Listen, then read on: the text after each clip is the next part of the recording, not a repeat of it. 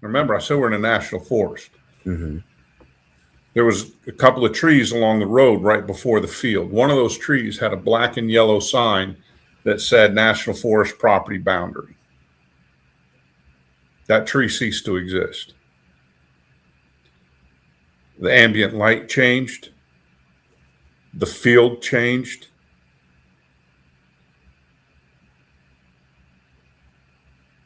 It got to a point that at some point, we had been sitting in our chairs when we heard the sound. Mm-hmm. When everything ceased, we were about 25 feet away from our chairs. Neither one of us remembered getting up and moving.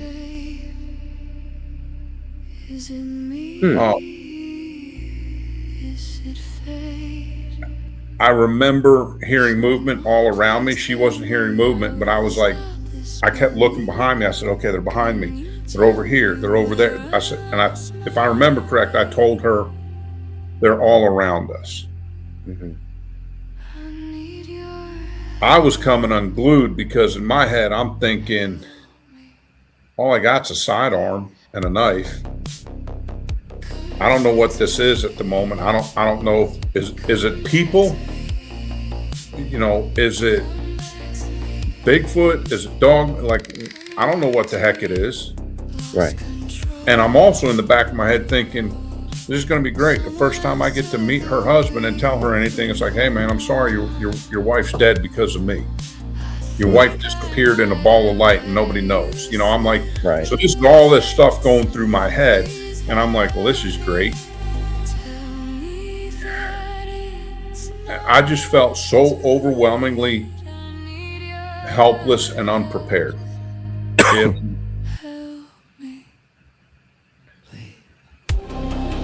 Yeah, for sure. Well, yeah.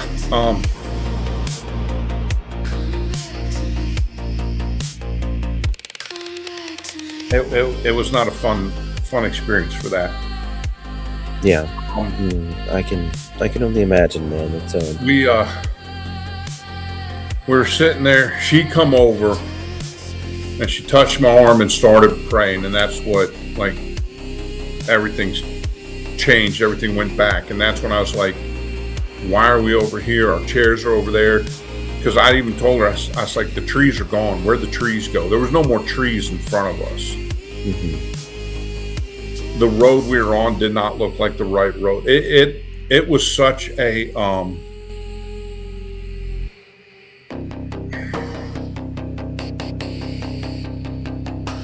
it messed our mind up. Mm-hmm. I know it messed hers up, but I can't speak for how it did for her. For me, it messed me up so bad. I'm looking at the road and I did not know if I was on the right road. I did not know if I was in the right spot. Now on the way out, help me, please. Come back to me. Come back to me. Come back to me.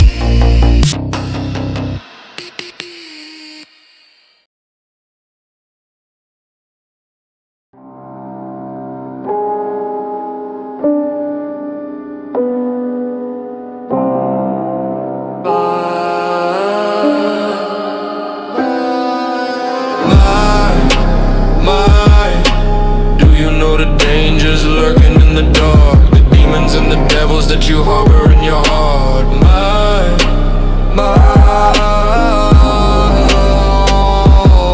light shines in the dark.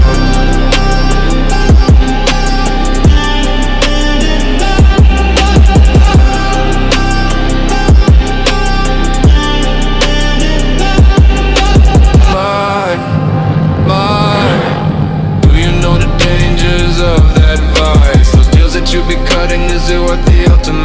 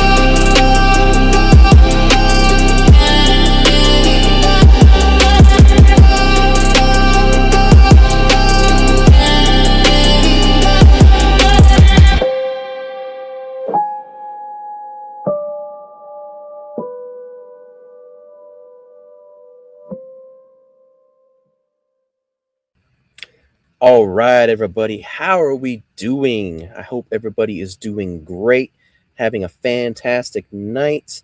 It's good to see you. It's good to see you.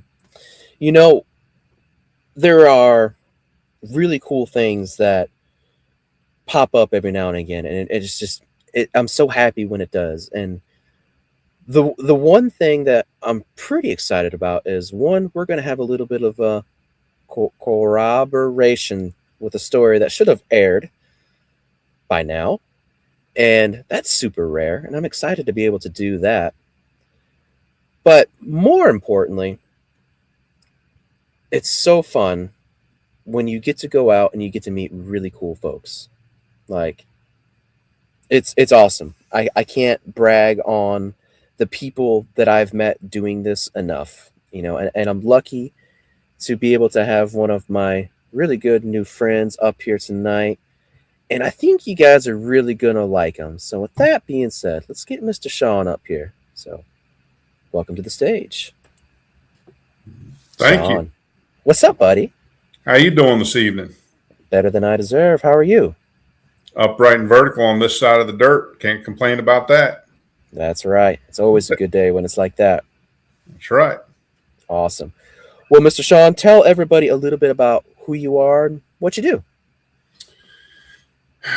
So I'm retired now, which is a good thing. I spent 4 years in the Marine Corps, spent 23 years in law enforcement. Retired back in 2023. During that time in law enforcement, I started having some interesting experiences. I'd grown up in a rural part of New Jersey, all the Jersey Devil, all those, Revolutionary War ghost stories, Bigfoot, In Search Of, Leonard Nimoy, but never really put too much into it. Then in 2015,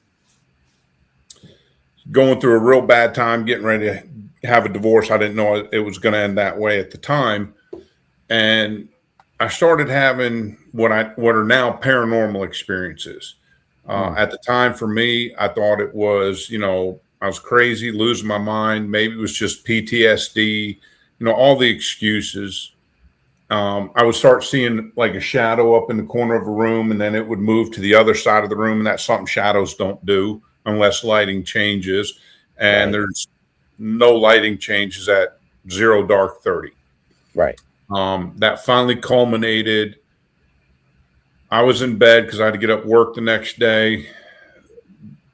My wife at the time was out in the living room with the dogs. The door was shut.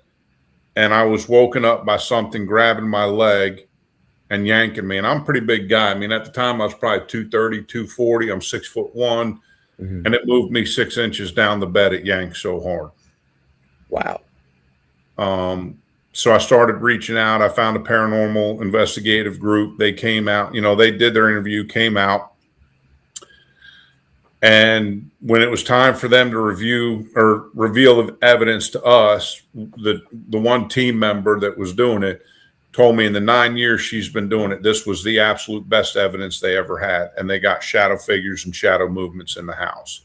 They got four or five, I don't remember now, 4 or 5 EVPs, three of which were not heard by the team because they record as they're doing it. And they heard they heard the EVPs on the recording while reviewing it, but they never reacted to it. So that lends to the credibility of it. So for one, I'm not crazy. I'm not losing my mind. And two, now I got a whole lot of questions. Right. So that just opened up a rabbit hole. And the further I went down that and reviewing things, it started swagging into like ancient aliens, conspiracy theories, human origins. And with human origins, Bigfoot kept coming up. Right. And of course, just like hundreds of, if not thousands of other people, okay, sure, whatever. But it kept coming up so much, I started digging into that. And one day at work, I was talking to a guy that I knew from there at work. I just didn't know him that well.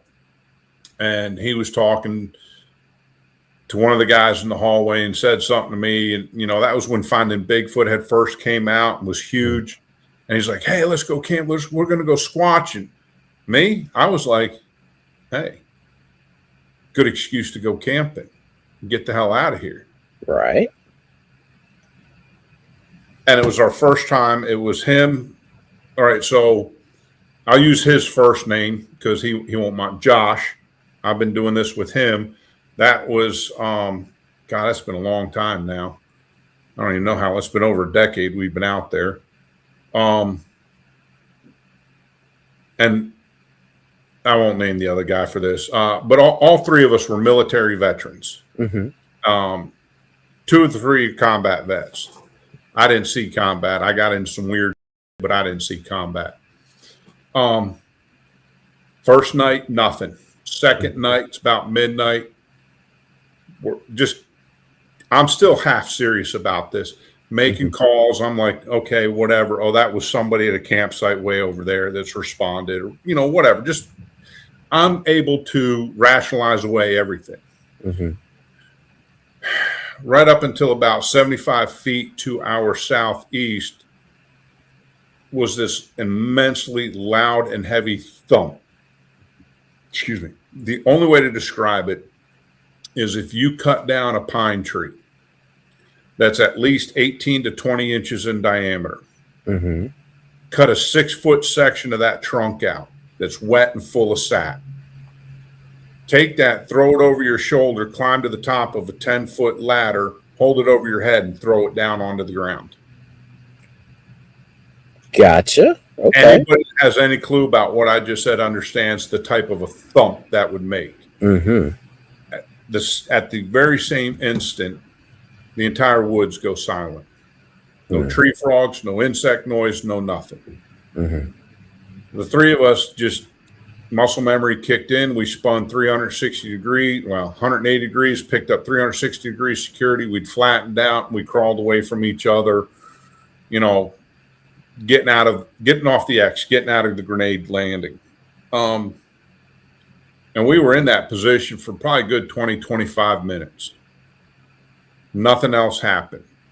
So we start coming back together and we're sub-vocalizing. I mean, so we're so close to each other, we're in a triangle and we're so close to each other that if you were 1.5 feet, 2 feet away from us, you wouldn't be able to hear what was being said. We were talking so quietly.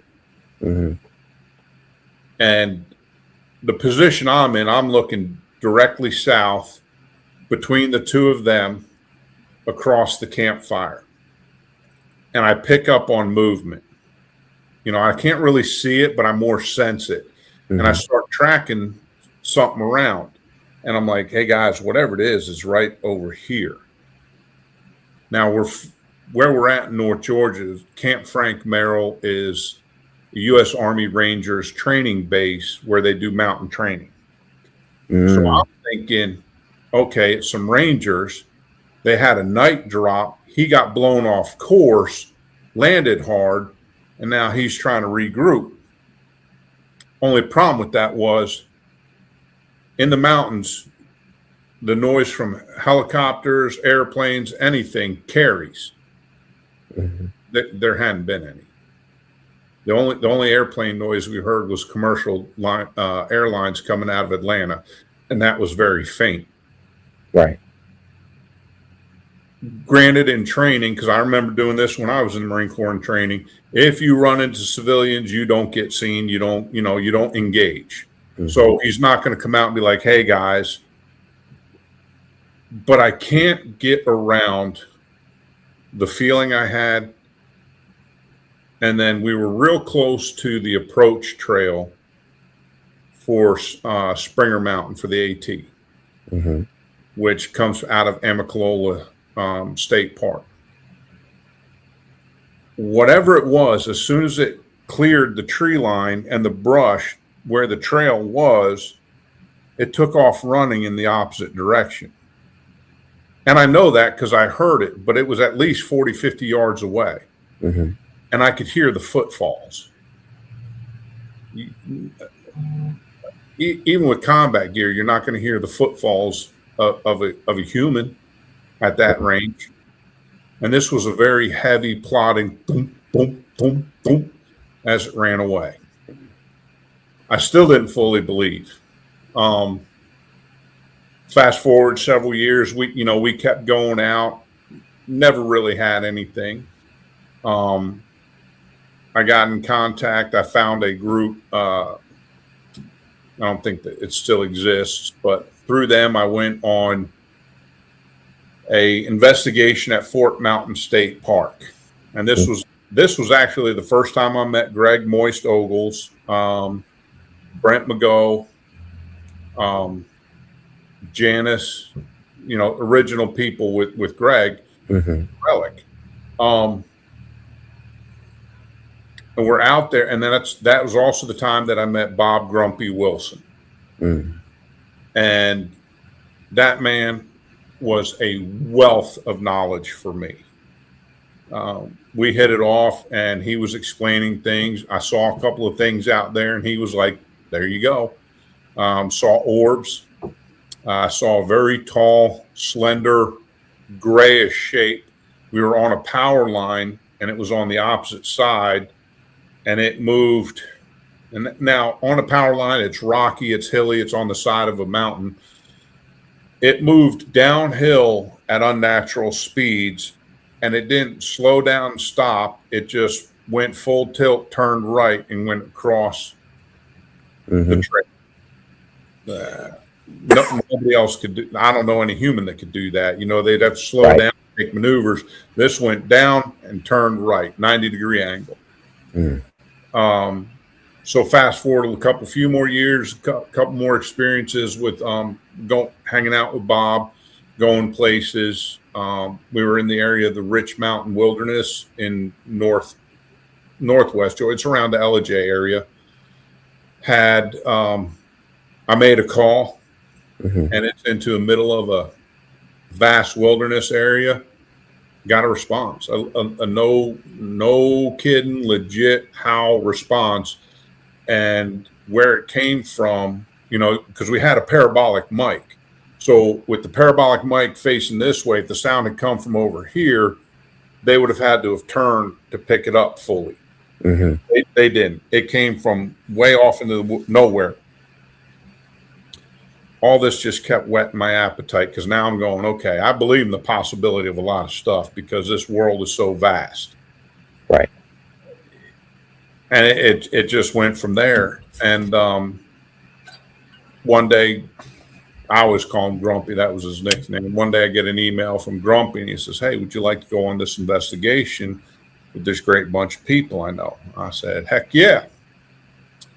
And it was in August. I think it was in 2020.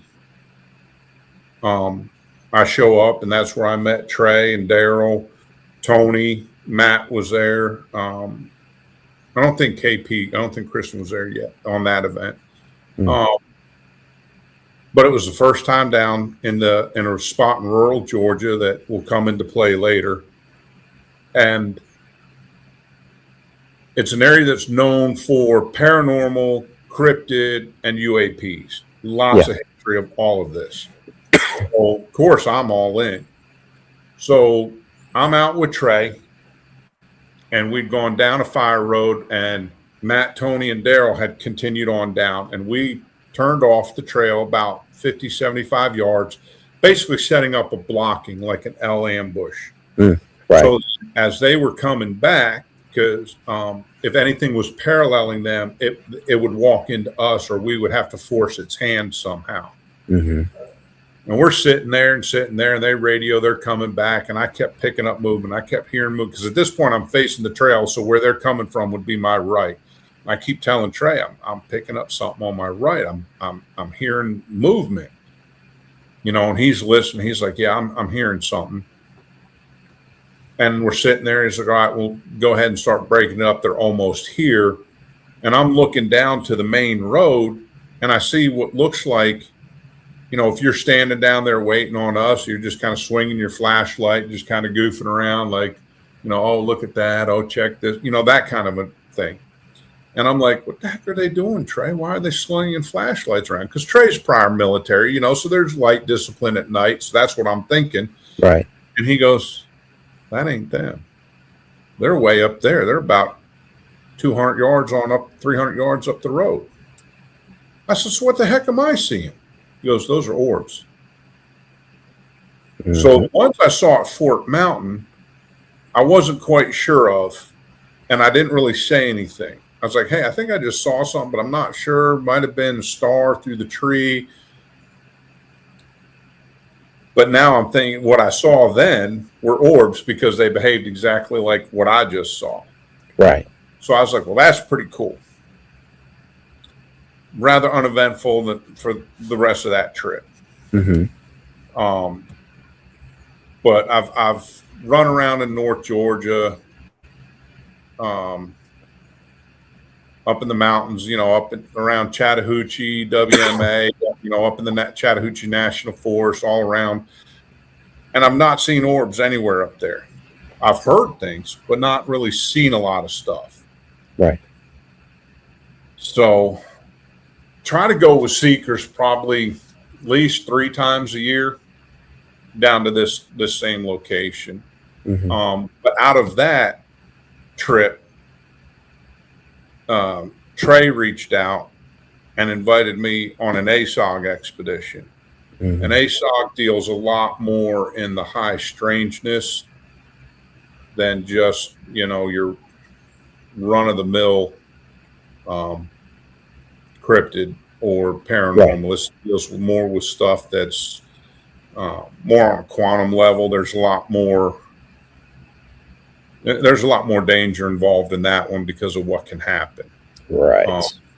So I jumped at that opportunity, because ASOG is an invite-only group. Mm-hmm. It has to be for the team dynamic. Right. So I jumped at that chance, and it has been educational. It has been awesome. There's been a couple of incidents that have redirected my thinking, and there's been a couple. And I think because of some of those incidents and some of the experiments we did, I've opened a door. So now I'm on the radar for the other side, I guess, however you want to say it. Sure. NHIs, non-human intelligence. Now it's kind of like, hey, who's this guy knocking on our door? Let's keep an eye on him. Mm-hmm. Kind of a thing. So it's a lot of fun, but it can be dangerous. Oh yeah. There's not quite any adrenaline rush that I've ever experienced in my life that's like going out and experiencing some of this high strangeness, I guess, for lack of a better term. Yeah. It's an interesting one. I'm not one for base jumping, but you want to go out to the woods and go boogering or something like that, I'm down. Oh yeah. So I'm the guy that says, hey, what you doing this weekend? Oh, I don't know. You want to go out in the woods and look for something? Yeah, sure. Come on, let's go. right. Hey, what are you doing this weekend? Nothing. You want to go jump out of an airplane? Nah. I'll sit here. I'll stay at home. No, that's cool. Yeah. You go I on like with my that? kneecaps. Yeah. Yeah. So Oh, I feel you, man. I feel you. So I guess well, first of all, that was very interesting, and you bring up the thuds, and that's an interesting one because, well, one, it's fairly recent from what me and the girls that went out with Relic, experienced. Plus, technically, I heard some when I was out with SEKRS too on that Thursday night at the LBL. So that's a fresh one for me. I definitely understand it, but I tell you, it was probably 2 years ago now. I think it was when we had the big eclipse last. That was 2024. I feel like. I think that sounds right. Yeah, it's one of those. But I tell you, out here, out back, I had something extremely similar happen, and it really perturbed me. It was it sounded like a big old stomp out there in the woods. And I thought, oh, that's weird. But, in my head, I was like, okay, well, maybe a deer's out there. It saw me and got distressed. Deer will do a stomp. Or the neighbor's got cows. It's stomping. I was like, rationalize myself out of it. They don't It's stomp nothing. that loud. Yeah. Well, and then this thing gets closer and does it again, and it's getting to the point where I can feel it vibrate in the ground, and it keeps doing it. Like it seems like it moves a little bit, then it's boom, move a little bit, boom, and I was just like, that ain't no deer, that ain't no cow. Like, of course, I got the affirmation because it stopped right at the brush pile of where we had piled up everything that was left over basically from building this house. And there was some tin in that brush pile. And it got right up to that pile.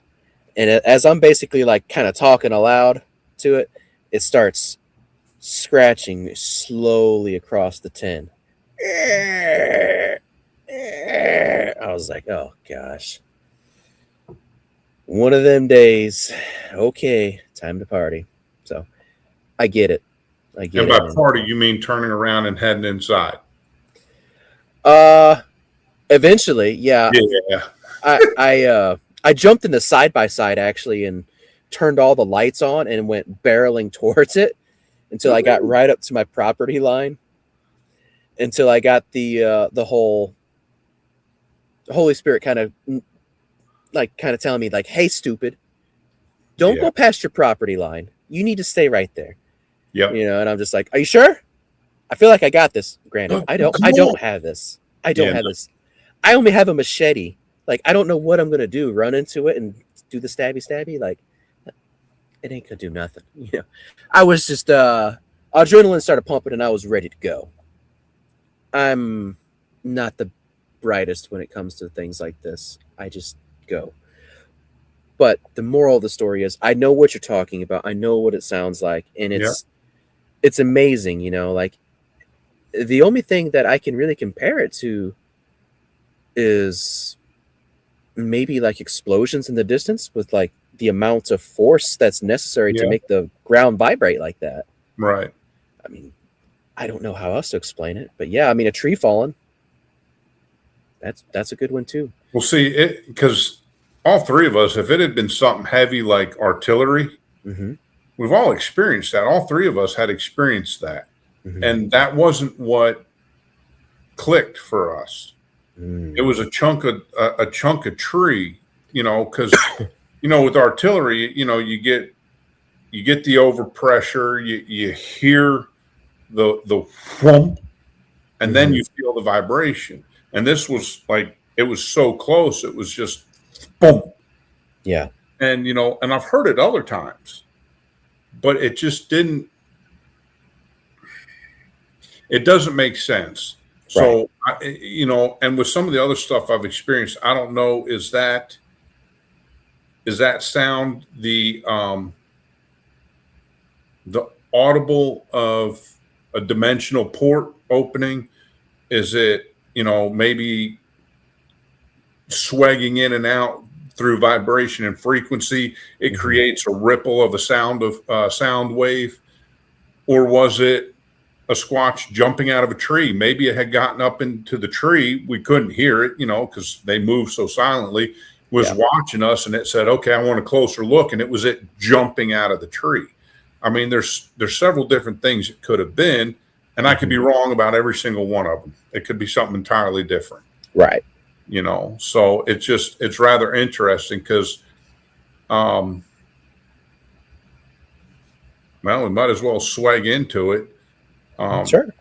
Talking about it prior, I was out with SEKRS, and we were in a rural spot in Georgia, very rural, an area that's known for cryptid, high strangeness, paranormal. Well, we now know it for high strangeness. It was cryptid, paranormal, UAP, UFOs. And I was with a new team member. I'd run into her at a Bigfoot conference, and you know, and talking with her and some of the other team members that were there. She came out with us.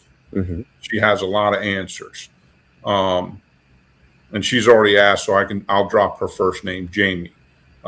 She's going to talk about me, and she wanted to make sure it was cool using my name, and I said it is. Cool. So Jammie got to like she got a baptism by fire. It was her first time camping ever, first time with us. She's had some experiences. She's highly sensitive, but she'd never put it all together. Well, since I invited her, I'm kind of like her sponsor. I'm responsible for her. Right. She's like, hey, I'm going to be with you. And I said, that's cool. I got you. Don't worry about it. So I started this thing with my buddy Josh years ago. He and I started doing it. We use code names for our location. So if I tell him, hey, let's go camping at Smiley Face, he knows exactly where I'm talking about. So I'd started doing that at this location because when we'd leave base, we had two different spots for base camp. And when we'd leave one, going down this Forest Service road, the road itself drops, but the ground level stays the same. So being 6'1", I can be standing on the road and look to the left and the embankment's over my head. Well, in my background, that gives me a creepy feeling because the high ground wins. So I started calling it Ambush Alley. Plus, every time I went through that spot, I just got this weird, like I was on point feeling like this is where it's going to happen if it's going to happen. So the decision was made.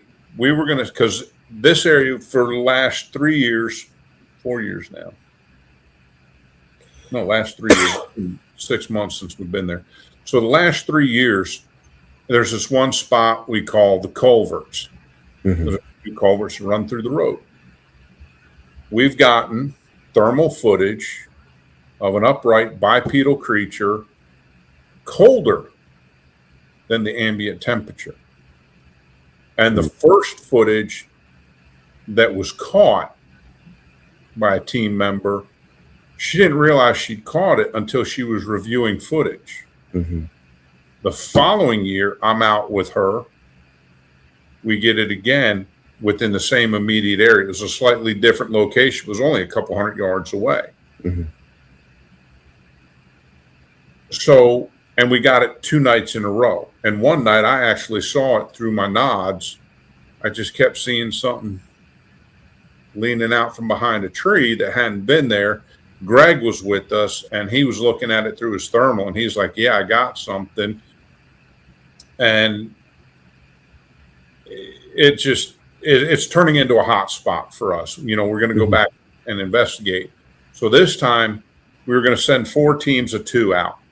And me and Jammie were going to set up at the beginning of Ambush Alley. Another team was going to go on down. It was about 3/4 of a mile to a mile or so down at the culverts.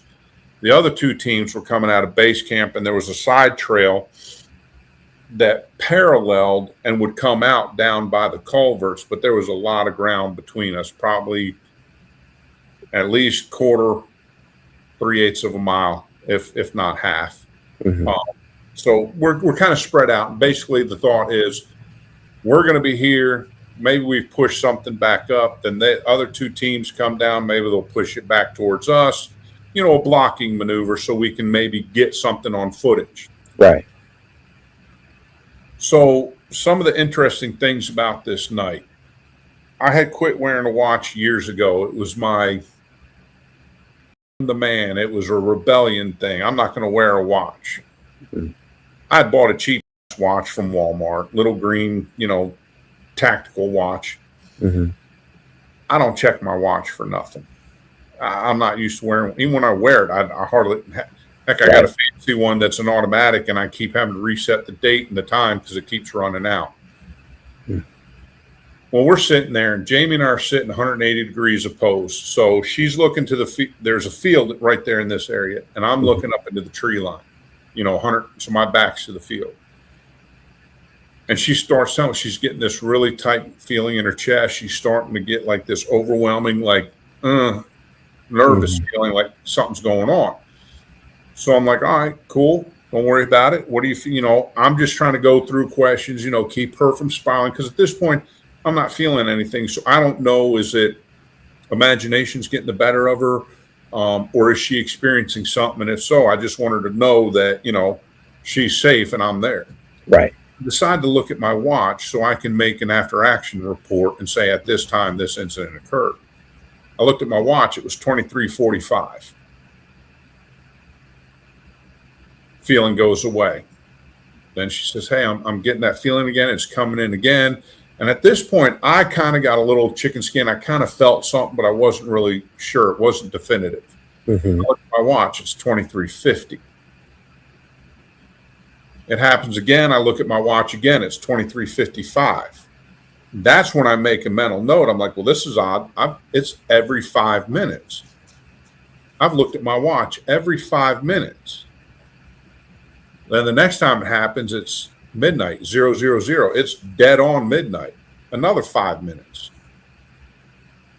And that time I felt a little bit stronger of a feeling. Mm-hmm. And this goes on a couple of times. And so we're sitting there. There was a bit of a lull. At 5 after, no, I'm sorry, at 10 after, because it was a 40-minute span. Mm-hmm. We're sitting at this point. I'm facing the same direction as her because it's just I think something's going on. She said she'd seen a light, so I'm watching this way. So there's a second pair of eyes. Mm-hmm. I'm still keyed in on behind us because as well as I do, if something happens here, it's cover something behind you. Right. We hear 3 pops, like very loud pops off to our right at about a 45-degree angle. But the last one, the only way I can liken it is a not quite dead oak branch being broken, but the fibers are still rending. So it's like a pop, pop, and then there's that just rending, twisting sound. Yep. And right as it happens, I look at my watch. So it was, what is it, 30... And so it's 40 minutes. Mm-hmm. So it's what's that? 20 minutes after? About, yeah. Next time I look at my watch, it was 40 minutes later. For us, from the time of the sound, for the event to take place, was 2, maybe 3 minutes tops. Yeah. I looked at my watch. It was 40 minutes later. Now, did everybody else's watch, was everybody else's time the same when you got back into camp? Everybody else had everything the same. Okay. In that event, remember, I said we're in a national forest. Mm-hmm. There was a couple of trees along the road right before the field. One of those trees had a black and yellow sign that said National Forest Property Boundary. That tree ceased to exist. The ambient light changed. The field changed.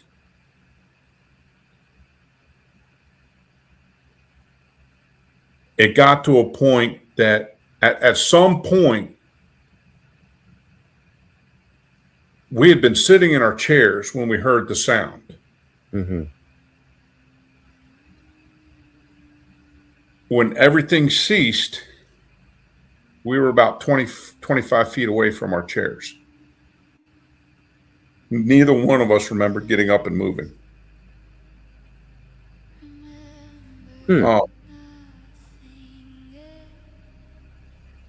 I remember hearing movement all around me. She wasn't hearing movement, but I was like, I kept looking behind me. I said, okay, they're behind me. They're over here. They're over there. I said, if I remember correct, I told her they're all around us. Mm-hmm. I was coming unglued because in my head, I'm thinking, all I got's a sidearm and a knife. I don't know what this is at the moment. I don't know if is it people? Is it Bigfoot? Is it dog? I don't know what the heck it is. Right. And I'm also in the back of my head thinking, this is going to be great. The first time I get to meet her husband and tell her anything, it's like, hey man, I'm sorry, your wife's dead because of me. Your wife disappeared in a ball of light and nobody knows. I'm like, right. So this is all this stuff going through my head. And I'm like, well, this is great. I just felt so overwhelmingly helpless and unprepared. It,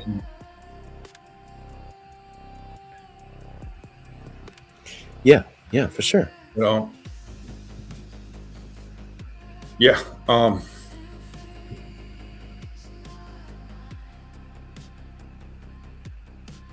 It was not a fun experience for that. Yeah. Um, I can only imagine, man. It's we were sitting there. She come over and she touched my arm and started praying, and that's what, like, everything's changed. Everything went back, and that's when I was like, "Why are we over here? Our chairs are over there." Because I even told her, I was like, "The trees are gone. Where'd the trees go?" There was no more trees in front of us. mhm. The road we were on did not look like the right road. It was such a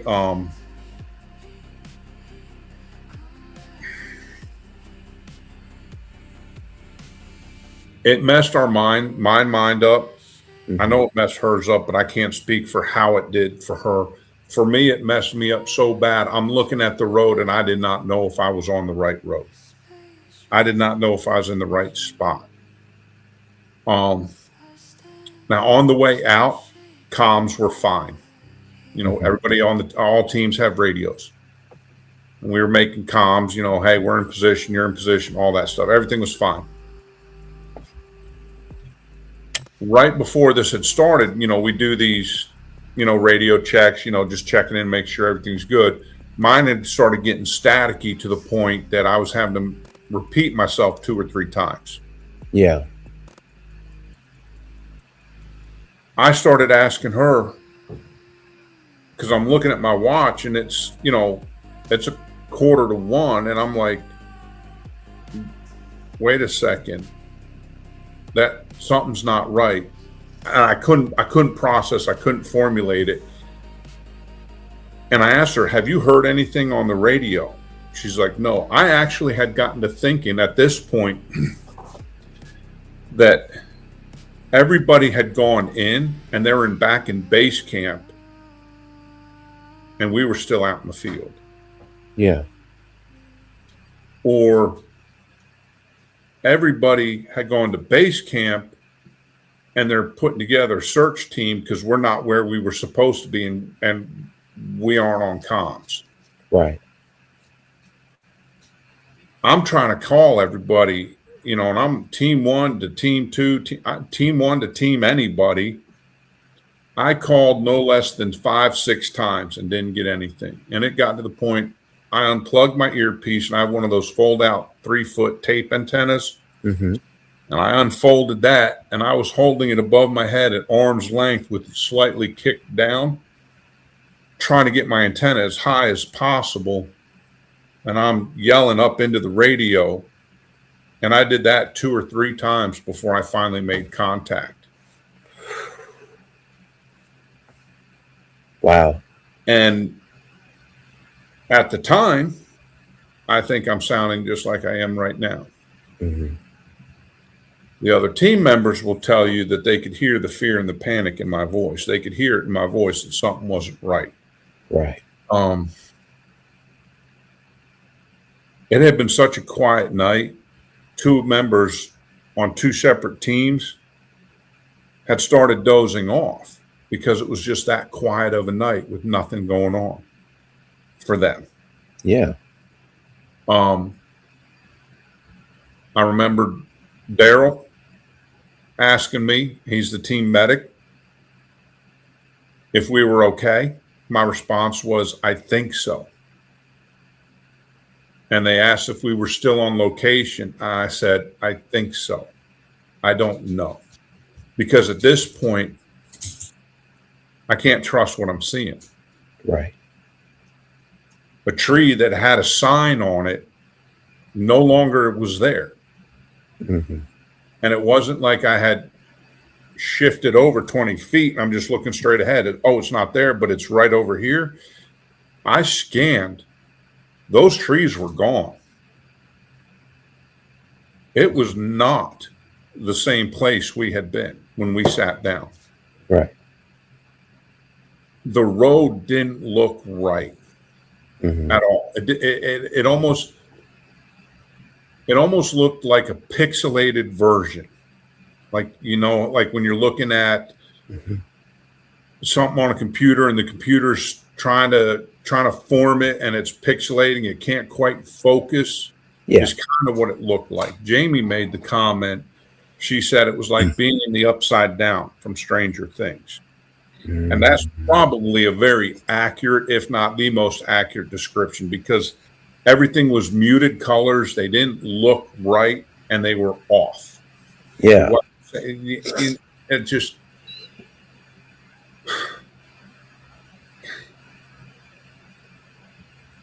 I don't know. I don't know what the hell it was. I don't know if we shifted dimensionally. I don't know if they changed the environment. I don't know if it was NHI. I don't think it was anything cryptid. I don't think it was the Bigfoot blasting. I don't think it was infrasound. Right.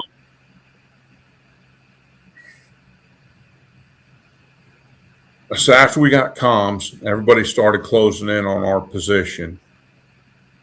And I'm just sitting there, between looking to my left, because that's the direction another team will be coming from with a team medic. There's two team medics. And I kept thinking to myself, okay, if they're running and they're in better shape than me, they're going to be at this point. And I'm looking, I can't see it. And the whole time, all three teams are communicating. I'm not saying nothing because I don't want to step on their traffic because they're coordinating amongst themselves. Right. One of the teams looks at his phone and he says, and he cut an azimuth, and instead of following the roads or the trails, which would have been close to 2 miles, they went straight across country to get to us. That's how, I don't know what's the word. That's how potentially dangerous it could have been, the concern. Right. And the one team coming towards us, they keep saying, hey, we're at this point, blah, blah. They're giving us, updates on their location. And I assume that's protocol, right? Right. Because it's a thing of, this is where we're at. We should be getting here at this point. So right. Okay. Everybody that's familiar with the area can say, okay, I know where they're at. Okay, this is where we're at. So you kind of get an idea where everybody's at and moving in. Right. It's a safety thing as well. In case something happens to another team and they go down, you know about where they're at. Then I get the call, you should be seeing our lights. We're coming around this corner. And I look to my left. Well, I see a couple of lights. And I said, 10-4, I see something. I didn't know if it was their lights or not, or if it was something else. And then, because they're blinking in and out of trees, and then they're on, and then they're blinking, and it's because of how the road is shaped, so I can kind of see it through the trees. Okay. Still up in here, I'm still like, is it though? Like I'm still waiting for the other shoe to drop. Right, I'm waiting for this triangular shape to drop out of the sky with these lights, and Paul get out and be like, hey, Then he says it again. I'm like, 10-4, I see your lights, because at this point now I can tell it's them, because the road comes around and turns, and it's pretty much a straight shot. When they rolled in on our position, I came unglued. I said, okay, these guys are here, reinforcements are here. I can offload all this. Right. I had a hard time formulating sentences and complete thoughts. I mean, when I say I was coming unglued, I was coming unglued. No one's going to blame you for that, man. Yeah, it was. And when the one team member, when he came in, Jammie went up to him and had to physically touch him and ask if he was real. Right. So that really set it home to me that her experience was just as traumatic as mine. Yeah. as far as what had happened.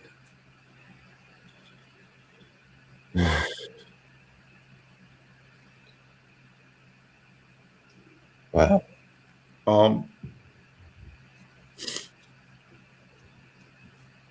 We gave a on-site debrief. The other team, the first team on site, had a recorder. She was recording it. A second team showed up, and that one was Trey, leader of ASOG. Mm-hmm. He was asking some very pointed questions. Some of them I couldn't answer because I just couldn't. I didn't know. Neither could Jammie. Right. Then the final team showed up. And when he related to us, is he immediately went into the tree line up behind us when he heard that I had said things all around us. Mm-hmm. He's an awesome man. He is one of the greatest men I had the pleasure of being friends with. He went into the tree line and he was like, okay, I'm here. Show me what you got. Now there's a bunch of us here. Mm-hmm. Not really provoking, but kind of like, hey, man, why are you picking on them kind of a thing? Right. And he goes, okay, I see how it is. And he turned around and he was facing us. He was still several yards into the tree line. And he said he got a right on the back of his neck as soon as he did that. Oof. And this is immediately after he said he saw a light, an orb in the tree line. Yeah. So there's all these things coming into play. Finally got calmed down enough because, we were messed up. Mm-hmm. I deal with some back issues. I deal with some knee issues. I got some neuropathy from nerve damage in the back. Packed everything up. Small, lightweight pack, about a little over a mile back to camp. Didn't hurt one bit. And now I'm one of the slowest people now because I favor that because of those nerve issues. Mm-hmm. I was the second one in camp. The only reason I was the second one is because we stopped to look at something. Otherwise, I would have been the first one in camp because I just head down and I was going. Right. And the whole time I'm just rolling stuff in my head. We're sitting in base camp, and one of the team members asks if we had our phones with us. I don't carry my phone in the field. Mm-hmm. Jammie had hers in her pack, and she has an app called Life360. Yeah. I'm not very familiar with it, except when she pulled it out, Life360 had a 40-minute time discrepancy, and it showed our trackway with the breadcrumbs from base camp to our position. Mm-hmm. And then it showed a trackway of us back and forth in the field almost 75 yards away, but it could not correlate how we got there. There was no path in and no path out, but it showed us in the middle of that field going back and forth. Now, this is a field that had been clear cut at one point, tree and debris and everything. You couldn't walk through it. You'd stumble and fall, and there's no way we could. But it never showed us leaving our position and going in there. Right. Showed us leave base camp, come down, get to location, and then it jumped to the middle of the field, and that was in that 40-minute time discrepancy. Wow. That's unreal, man. Yeah, because like I said, that there's stuff I won't talk about certain things. I'll just say this, that incident brought up a whole lot of past trauma that had been buried. Mm-hmm. A whole lot. I withdrew from pretty much everybody except Jammie and Trey. Yeah. For the next several weeks. And it was just because we were going back and forth on messages about stuff and checking in, kudos on Trey checking in. The other team members did. They checked in like, hey, are you okay? Is everything good? Right. But it was more therapeutic. I mean, as far as me and Jammie talking about it, Hmm. and Trey chiming in, well, think about this and think about that, and maybe reach out here and maybe reach out there. Right. And it's standard, it's SOP for anything when anybody's involved in a trauma or a traumatic incident, whether it's a car accident, violent crime, combat. That's what it was. Right. But yeah, it definitely dug up a lot of stuff for me. So that's why it got to a point where we're thinking it's something to do with the NHI, reaching out or coming to me for some reason based upon an experiment we had done several months prior on an ASOG expedition down in the meadow. So now it's taken that location from cryptid and paranormal to high strangeness has been added. So it's kind of up to the ante on it. So that's part of why we've pulled back from just, oh yeah, we're going over here and that's what we're doing, because that the high strangeness stuff can be dangerous. Oh yeah. Stuff with the meadow and the cube. 2 of the 4 members of ASOG that went in that cube have passed away. Cannot say 100% it was because of that, but statistically speaking, that's fairly anomalous. Yep. And not to mention, Trey's got that genetic issue that he's since developed from it too. So, Yeah. It's one of those things. Whatever that is, I don't think that we are built necessarily to handle it. You know what I mean? Yeah, you can make it out, but you might not always make it out in the best shape. Well, some of the experiments we've done, one of the tools we use is Geiger meters. Yeah. And it's very low level.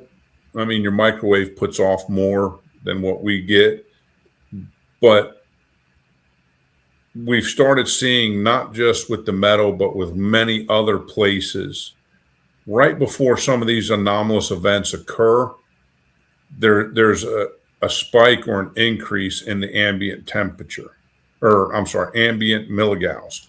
Okay. Now you're talking about going from like a 0.02, 0.01 to like a 0.18, 0.22, which is still very low. Helen iWatch puts off more, is my understanding. But still, my first trip to the meadow, I was sitting there, Trey going to check on a team member who was having trouble with her comms. And after he had cleared the little corner, I looked down at the Geiger counter, and we'd been getting 0.04, 0.02, a couple of 0.00s. And I looked down, I'm at a 0.13, 0.16, 0.18, 0.2, 0.22. And I'm like, okay, I got a big old spike. It went all the way up to either 2.4 or 2.6 at that point. And I looked back out into the meadow, the tree line and where the flat of the grass come together makes a very definitive line because of the moonlight. So the meadow, the grass is much lighter in color, and then there's just like a black wall. Well, because of that, then I start seeing all these legs. I'm seeing people walking back and forth in the middle of the meadow. And I can only see them from the waist down, because where they're at, for the perspective, the tree line cut right across the waist. So if they'd been much closer to me, I might have seen the full body. I'm just seeing movement. I'm just sitting there. It's the best way to describe it is I was sitting on a sidewalk cafe watching people on the other side of the street. That's the effect that it was. So there's with what you're saying, is because I think sometimes with with portals, with dimensional shifts and that, there is a type of a radiation spike because of the energy used, whether, depending on what type of depending on gamma, beta, whatever it is. Mm-hmm. We can't handle that. Right. As a human, that's like you said, we're not built for it. So it affects us differently than it affects NHIs or spiritual or energy beings that shift in and out through this. It doesn't affect them like it does us. For Right. us to be lethal, for them, it's just, it's a little warm. Yeah. I mean, they're half in, half out, right? So I Right. mean, it makes sense. We're all the way in on this end. But I mean, still, like, the one thing I've noticed with this is, generally speaking, like, when they're fully committed into being here, they have to play by the rules of our dimension. There we go. But it gets really squirrely when we start going into theirs, and then all of a sudden we just ain't built for that. You know what I mean? That's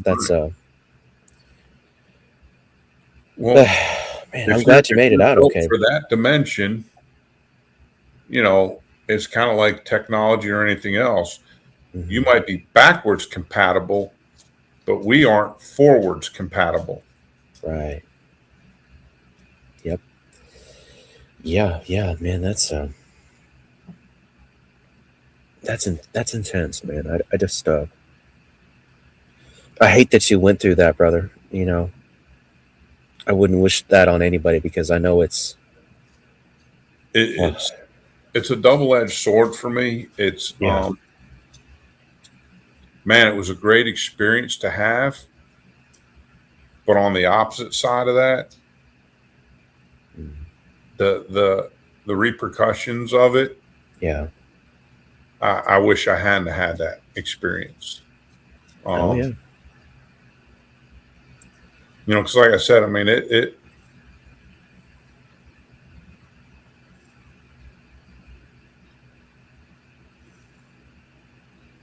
there's stuff it brought up that I never wanted to deal with again. Yeah, that's fair. Never wanted it to cross my mind or anything. Right.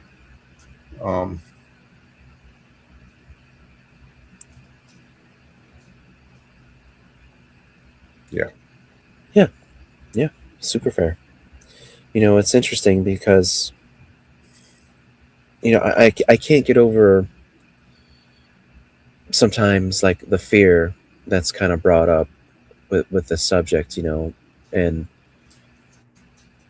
there are those that speculate that whatever the phenomenon is, or whatever flavor of the phenomenon that you're dealing with at the time, it seems like the more fear that it can induce, the happier it is, or the more it grows in intensity, if that makes sense. It's almost like it's feeding off of it. People speculate about that a lot, and I'm not sure that I'm buying it necessarily, but like it, when you go through this, it does make sense, because an intelligent, rational being that is observing you would know. It would recognize it, right? And it would be like, okay, it's time to back off. But these things are anything but rational, it seems like. I mean, good Lord, they're like malevolent and random most of the time, in my experience.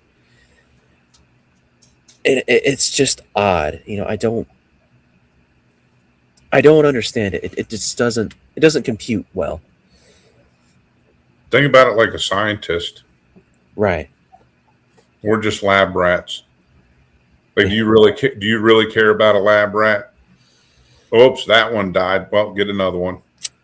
Yeah, well, I mean, that's a really crappy analogy, but oh no, it's extremely accurate. I mean, otherwise, like you said, ooh, we're pushing too hard on this one. Let's back off a little bit. Right. Oh yeah. And maybe on their side, maybe it's just like here. We got good folks, we got bad folks. I don't know. It's possible, but um, it's like it's one of the same reasons why when people start talking about benevolent space brothers always wanting to what's best for us, like, oh, be good with the environment, be good to each other, yada yada. Like, you hear a lot of people talk about that. And like, this is just a for instance, right? This is not necessarily pertaining to your experience, but when you talk to the people that actually go through it, right? They don't talk about that at all. Mm. It's nothing but like just the most psychosis inducing fear that they've ever experienced. And This these is the things are first just time I've told the story that I haven't really gotten that emotional. And it's yeah. only, I think it's only because I've told it enough times and I've been able to process it enough times that it's taking away from that. And I've seen that before with other people that have been in high trauma incidents. Oh yeah. The more they talk about it, the longer it goes, the better it is. But there's still that little bit. But I mean, now if we'd heard that sound and everything had changed and somebody had appeared, somewhat human and said, "Hey, don't fear, be cool. I'm just, this is what we're." Yep. Anything like that, I'd have been like, "Oh my god, you should have been! Holy crap, this was the coolest thing." It Yep. was not like that. It was like you said. It was very fear inducing because it rips your soul open and lays it bare for you. Oh yeah. I mean, it just.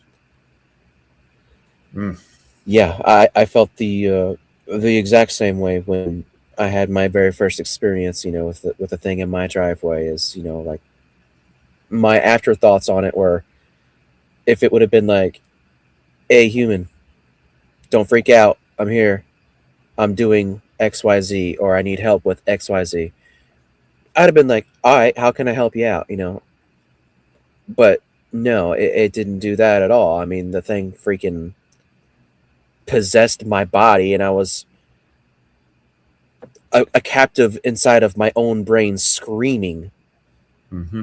you know these things. And there's nothing you can do about it. The Nothing. lack of control. Yep. It's terrifying because it Yep. makes you realize I'm as prepared as I can be, and it's not enough. Nope. There's nothing I can do about this. Yeah, man, that feeling is, it's a tough one. It's a real mind bender. Yeah.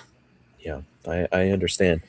And basically, I guess what I'm trying to just hint around at is, whatever the flavor of the phenomenon is, like, people can say whatever they want to, but I don't think that it has our best interests. I don't think it cares. No. It definitely sees us as beneath it. Mm-hmm. And good ones, bad ones, whatever perspective you want to think about it, I know that I would never treat my dog or some stranger's dog like that. Mm-mm. So No. I don't buy it. When people try to put a nice bow tie on this stuff, like, I just, No. I'm not picking up what you put down. And if people out there want to, hey, y'all go do what you want to do out there. I ain't your daddy. I ain't gonna tell you how to live your life, but I agree with you 100% on that. yeah, I mean, how many times, even talking about just like Bigfoot, right, not any of this other squirrely stuff. right, The people like, oh, I'm friends with them. They're this, they're that. We talk, we do this. It's like, really, like you're having a picnic in your backyard. right, Like, yeah, there's crazy people like you and me that we go out in the woods looking for them and we go towards it. But when you correlate that to people like First Nations and Native Americans that have hundreds of years of history saying, don't do this, don't do that, do not, do not, do not. yep, And then you have people that grew up in the woods hunting, fishing, camping, going out into these remote locations by themselves since they were kids, Yep. haven't experienced.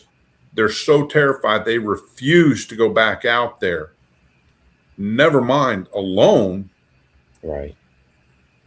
There's nothing warm and fuzzy about that. There's nothing kind and benevolent and I'm going to teach you how to be a better human and to save the human race. There's none of that. Right. It's just like, I'm not sure where you're getting, like maybe you saw Harry and the Hendersons too many times, but I'm not getting a Harry and the Hendersons vibe from these things when I'm out there. I'm not getting a ET phone home from a cute little 3-foot alien. Well, I guess he's cute. I don't know. But I'm not getting that vibe from any of this stuff. I'm getting we're a science experiment, we're a food source, or we're just, a flea that needs to be flicked off because we're annoying it. Right. It just. Yeah. No, you're right, man. The mental gymnastics that some people do, I don't know if it's a coping mechanism or if it's just something delusional. Either way, I mean, from the outside looking in is kind of scary to me. But yeah, you ain't wrong. I mean, Bigfoot alone, that's every native culture's boogeyman. It has been from time immemorial. You don't do this, you don't do that, or else you got eated by one of those. Like, Yep. oh, sometimes they traded with us. Yeah, well, if you didn't trade with them, what happened? Did you get eated? Yep. Probably got ate. I mean, yeah, I don't know, man. People,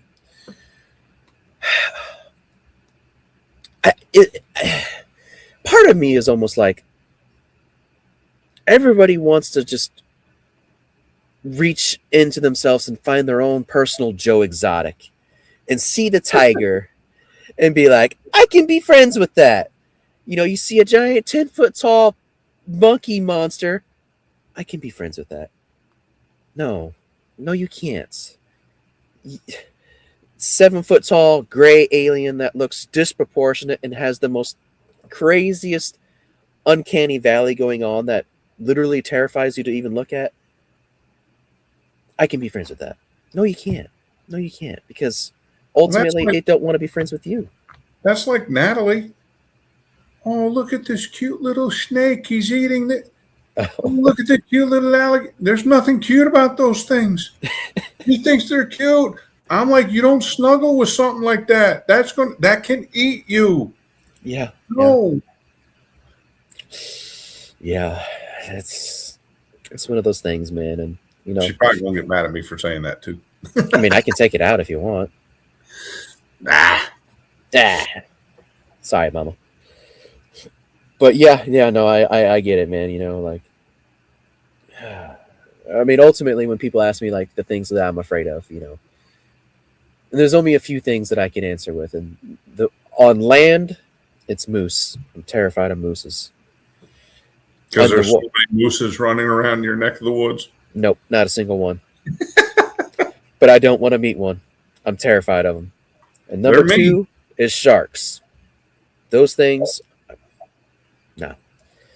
But, I feel like from my limited exposure to those natural things, I could be more likely to be friends with them than anything that I've experienced in the realm that we're talking about. That's the moral of the story. And I think it's a detail that comes up with all of this, but I don't think it's a detail that people really put in perspective of when these things are around. All of Mother Nature is silent because the biggest, darkest, meanest predator that is out there has just made an appearance. That's right. And I think that tells you everything you need to know. 100% correct. Anytime you're out in the woods, hunting or camping, and everything's great, and it goes silent, you were out there and it was still noisy. Yep. That means there's an apex you're not the apex. There's something bigger and badder than you has made an appearance. Now, whether that's a bear, mountain lion, generally the noise in the woods it'll kind of quiet down, but then it picks back up because it realizes what it is. Right. Those things are around, everything gets quiet. Yep. All of creation goes silent because it knows. Mm-hmm. Awesome. Well, brother, we took the long and circuitous route that was so interesting and so fun, but it's time to land this. And if you don't mind, I have one last question. Okay. All right.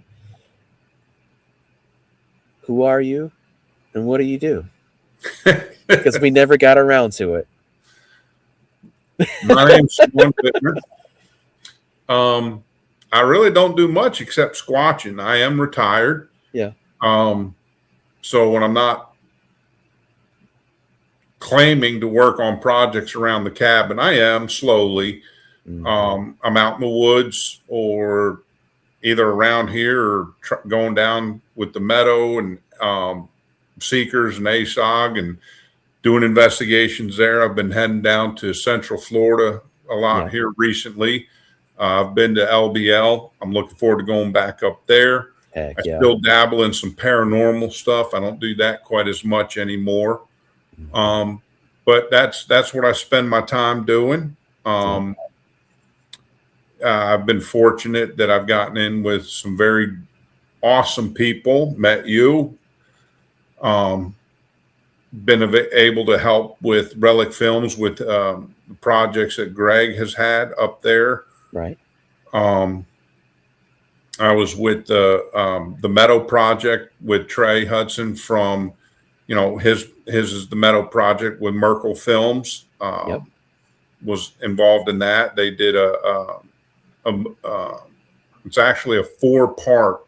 They have a bundle off of merkelfilms.com. Yeah.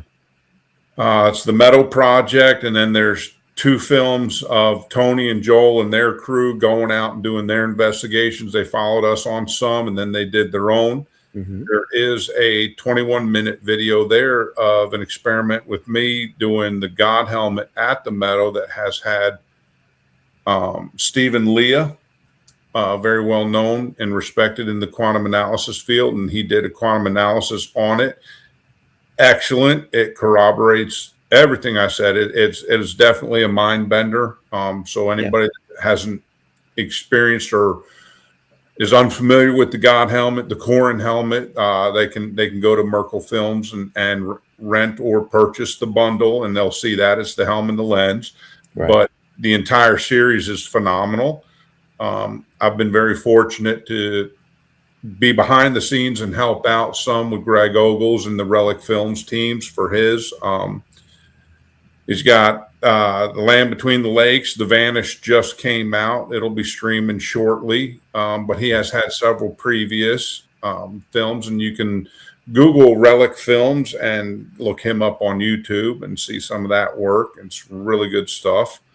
But that's about it for me.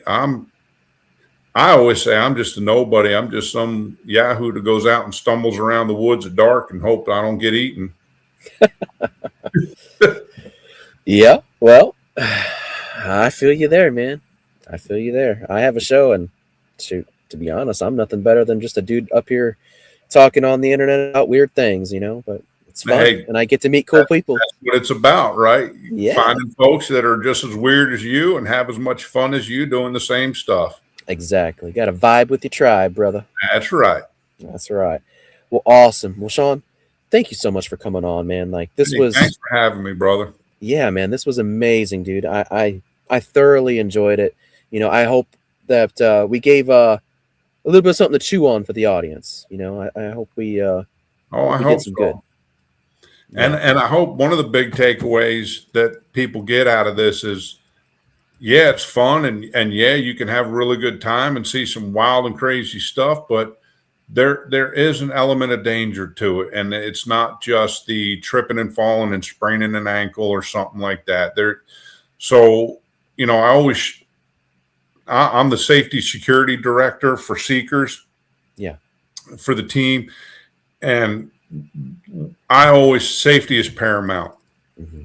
If somebody is not feeling good, if somebody just gets a bad feeling, don't don't push through it. You got to check your ego at the door on your house on the way out, because being out in the wilderness at night doing this kind of stuff is no place for an ego. Yep. You know, you're going to come out there with that ego, and it's going to get checked real quick and fast, and it may not be in a, where you can go home and lick your wounds and talk yourself up kind of a thing. Yeah. I personally know one person. I didn't know the other team member, but I personally know somebody that doing this has passed away, and there's a very strong potential that it was a direct result of doing this. So Right. there is a sense of danger to it. So if everybody in the audience can take that away from this, that would be great. For sure. Got to Safety come out to first. the cons, got to come out to these events and see these things with people. Mhm. But, just remember, be careful too. Yep. For sure. Awesome. Well, bro, hang out for a minute in the green room, and I'm going to land this puppy, and I'll be right there, okay? We'll do it. All right. Thanks, buddy. Wow. You know, that got pretty real, didn't it? It's not easy when you go through something that just totally throws your life through all the loops. It's hard. It's hard to deal with. It's hard to wrap your mind around. I mean, it's one of those things where I understand when people say, after their experience, I never went back into the woods again to go hunting or fishing or hiking or whatever. Like, you know, it's understandable. It really is. And it's a good time to bring up the point that I try to periodically and say, or well, remind you guys that, you know, for y'all, a lot of times, watching an episode with me or whoever, it's easy to fall into the trap of being entertained and not, have that memory or thought in the back of your mind of, this was this story that you just heard was extremely traumatic for somebody. It changed their life totally and completely. You know, it's one of those things that, always be mindful of that. It changed their life somehow. And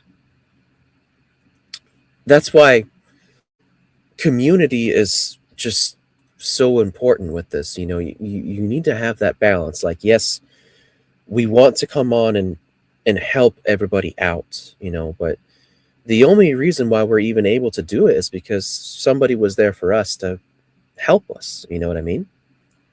That's where community comes in. It's so important. It really, really is. It took me years and years. I think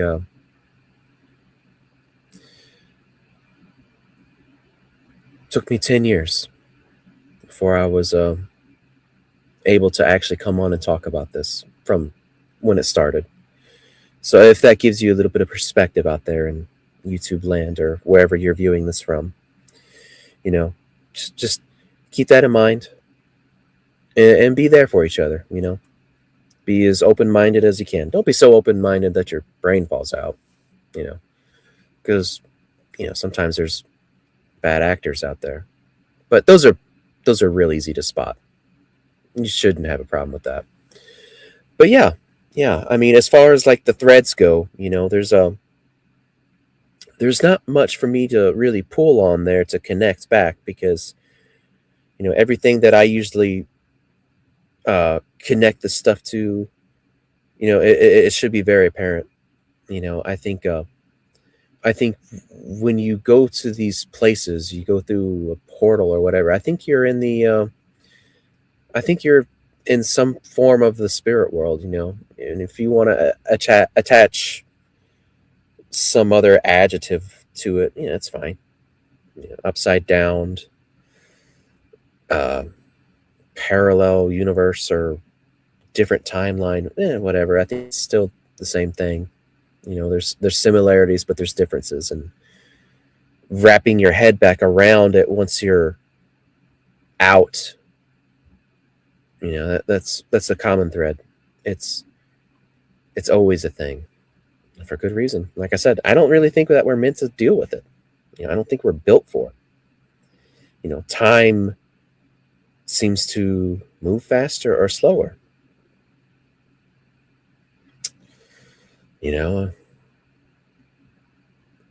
I mean, shoot, it's somewhere in the Bible. I could probably look it up if I had a mind to, but it's like it makes the comparison that a day to God is, you know, 10,000 years to us, right? And that's he's purely in the spirit realm. Technically, God sits outside of time, but you know what I mean, like, right? And like, especially like when we talk about like angelic beings and stuff like that, like they're purely in first heaven. Yeah. Anyways, completely in the spirit realm.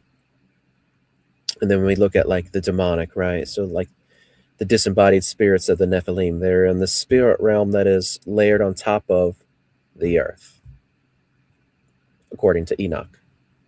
And other passages, but I digress, right? So if we work off of that principle, what's time like for them? You know what I mean? Don't know. I don't really have the answers, but like I said, you know, like, I mean, shoot, we're hitting on all of it. You know, we might use different words to explain the same thing, but it's the same thing. You know, and I'm never going to tell you guys what to think or how to feel about it. You know, I just give you my own perspective, my own thoughts, and is what it is. So with that being said, guys, you know, make sure you guys go and do the things for me. You know, make sure you're subscribed, give a good like, leave a comment, hype, you know, all the extra rigmarole that YouTube wants to constantly give us to do. Please go do the things. Consider being a member. $1 a month. That's what funds the operation. It's what funds us getting into the field. And, you know, having the ability to try and purchase equipment to try and capture and document this stuff, so that way we have something and we can show you and be like, look, you know. And granted, you know, when you do that, I do my best to give you guys stuff early. You know, I don't really have time for the musings from the car anymore, but you know, I give you guys all the raw footage long before it drops, like with the Enigma series, you know, and extra stuff. So, you know, I try to make it worth $1. But yeah, go do the things, guys, because yeah, I don't know. I'm kind of recombobulating myself from it, you know, it's from this conversation, trying to process things and, you know, put myself in the shoes, because, you know, I have experienced plenty of the same, you know, not the exact same, but it's all ice cream at the end of the day. Does that make sense? Does that translate? It's all ice cream. You know, you might be eating Rocky Road, or you might be eating chocolate or vanilla. You know, you just ascribe whatever you want to those. Bigfoot, portals, shadow critters. It's all flavors of ice cream, but it's all ultimately ice cream, right? So yeah, I don't know. That's kind of where I'm at with it right now. And yeah, other than that, guys, thank you all for hanging out. I love you. And tookie. Peace. Bye. The beacons are lit! The people call for aid! Night's Watch will answer.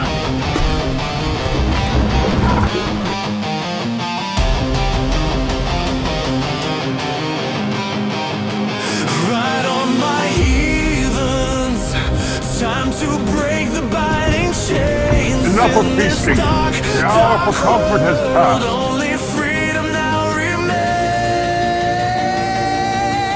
Breaking all the chains.